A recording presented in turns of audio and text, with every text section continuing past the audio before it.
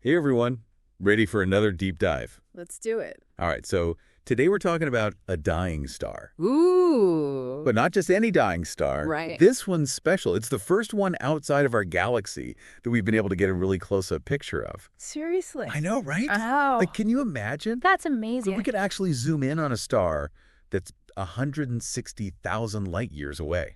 That is mind-blowing. It's crazy. The technology is incredible. It really is. And this image, Oh, yeah. this was captured by the European Southern Observatory. They do great work over there. They really do. It's revealed some pretty interesting stuff about this dying star.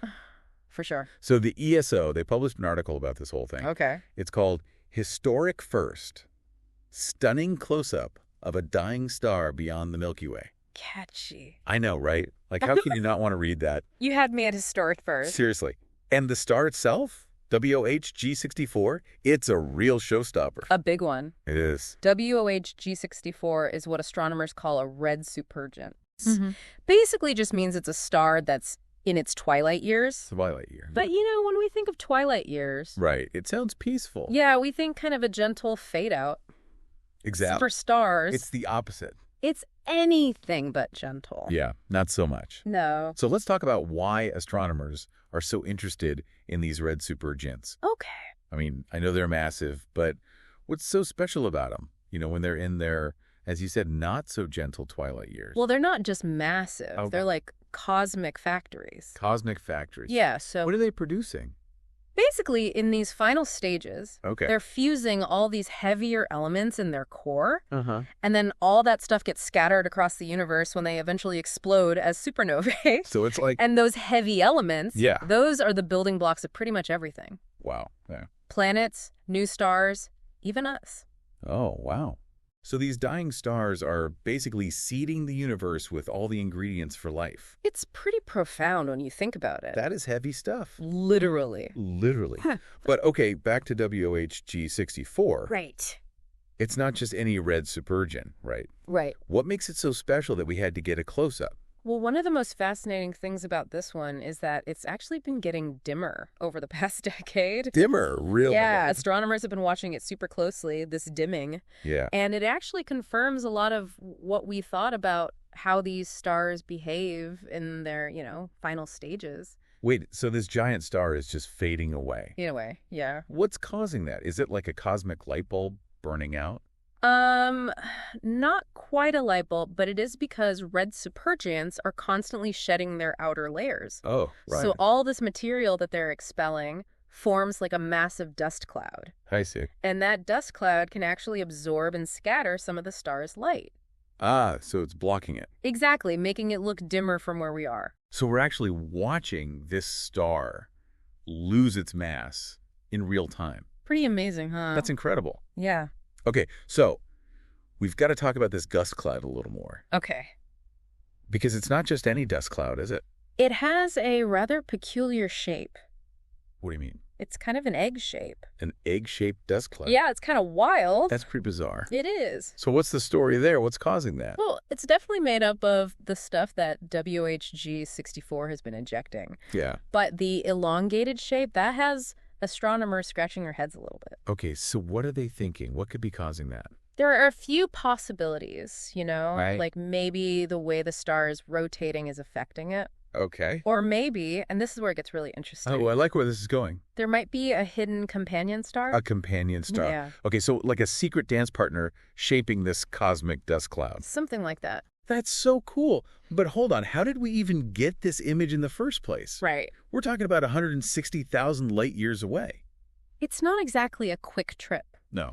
This is where the European Southern Observatory gets to show off a bit. Yeah, they're good at that. They use something called the Very Large Telescope Interferometer, Okay. VLTI for short. VLTI. All Right. Now imagine combining the power of a bunch of different telescopes Right. spread out over a distance. Wow. You essentially create this virtual telescope with incredibly high resolution. So it's like having a giant telescope with a mirror the size of, like, the distance between those individual telescopes. That's a great way to think about it. That is so clever. It's pretty ingenious. But how does that actually help us see something that's so far away? It all comes down to resolving power. Resolving power, okay. Yeah, so the resolving power of a telescope is limited by the size of its mirror or lens. The bigger the mirror, the better you can see. Exactly. But with the VLTI, the resolving power is determined by the distance between those telescopes. Not the size of the individual mirrors. Exactly. And in this case, those telescopes are spread out over a baseline of up to 140 meters. 140 meters. That's longer than a football field. It's massive. Okay, now I get how they got this incredible detail on WOH G64. Pretty impressive, right? It's amazing. Yeah, it really is a pretty incredible feat of engineering. Totally. So for this particular observation, the VLTI used an instrument called gravity. Right. And I'm guessing that name is not a coincidence. You got it. So tell me about gravity. Well, gravity, it combines the light from 4 of the VLT's 8.2-meter telescopes. Wow. And that lets astronomers study these really faint, distant objects in extraordinary detail. So it's like we're cheating the laws of physics a little bit. A little bit. Just to get these amazing views of the cosmos. You could say that. But even with all this amazing technology, Sure. this is probably just the tip of the iceberg when it comes to understanding WOH G64. Yeah. Right? Oh, absolutely. There's still so much we don't know about red supergiants in general, and WOH G64 in particular. Mm-hmm. This one, it's throwing us a few curveballs. Like what? Give me an example. Well, the rate at which it's dimming, Okay. what the dust cocoon is actually made of. Right. And then there's the whole question of the hidden companion star. Yeah, that's a big one. So yeah, there's a lot more to learn. Okay, so speaking of learning more, Yeah. what does the future hold for observing WOH G64? Are there any new missions or technologies on the horizon that could give us even more information about this star? Well, there are always new instruments and techniques being developed in astronomy. That's true. It's a constantly evolving field. Yeah. But one thing I'm particularly excited about is Gravity Plus. Gravity Plus. Yeah, it's an upgrade to the existing gravity instrument. So what will Gravity Plus be able to do that the current Gravity can't? Well, the main improvement is that it's designed to be even more sensitive, Okay. which means it'll be able to detect even fainter objects. And that basically means we'll be able to probe deeper into the heart of these distant stellar events. So we might see details that are hidden from us right now. Exactly. So with Gravity plus COET, we could potentially get even sharper images and maybe answer some of those lingering questions about WOH G64. Yeah, exactly. Like the exact nature of the dust cocoon. Right. Or the presence of that elusive companion star. It's definitely a possibility. It's exciting to think about. It is. And it's not just about WOH G64 either. Oh, okay. Gravity Plus has the potential to change our understanding of a whole bunch of astronomical phenomena. Like what? Black holes, the formation of planets around other stars. Wow. Okay. It's really going to push the boundaries of what we know. It's pretty mind-blowing to think about what we might discover in the next few years as these technologies come online. It really is an incredible time to be an astronomer. That's awesome. You know, it's crazy to think that the light we're seeing from WOH G64 now, it actually left the star 160,000 years ago. That's right. We're basically looking back in time, We are time travelers in a way. witnessing an event that began long before humans even walked the Earth.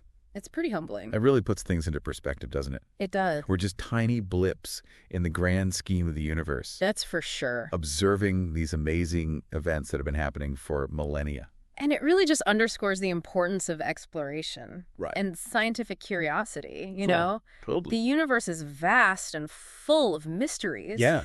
And with every new discovery, we get a better understanding of where we fit in. A better understanding of our place in it all. Exactly. Yeah. It's Yep. amazing, isn't it?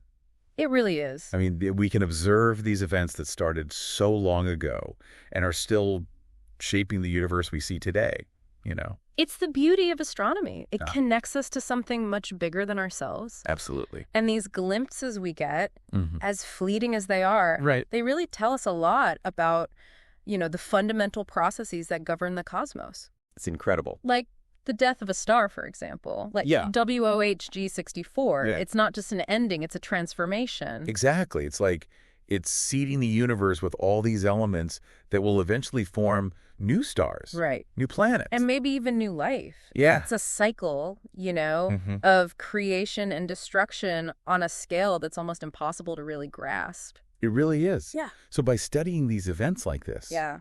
we're not just learning about stars. Yeah. We're learning about the history of the universe itself. And our own place in that story. It's Pretty profound. It is.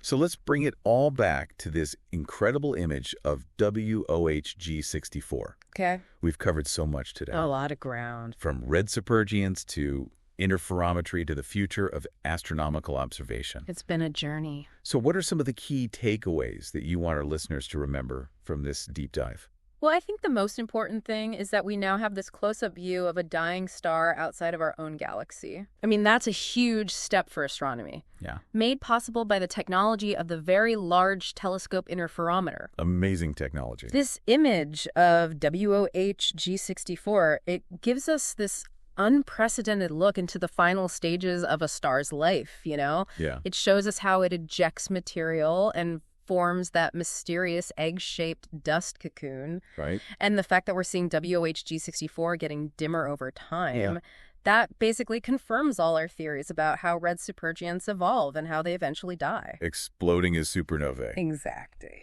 It's just incredible to think that we're witnessing this cosmic drama unfold I know. in real time, even though the light we're seeing is 160,000 years old. It's mind-boggling. It really is. But it really shows just how powerful human ingenuity is and how curious we are about the universe. And who knows what other secrets are out there waiting to be discovered. Exactly. With instruments like gravity plus coming online soon, we're really entering a new era of observation. It's exciting. It is. So to wrap things up, if this deep dive has sparked your interest, I really encourage you to keep exploring. There's so much out there.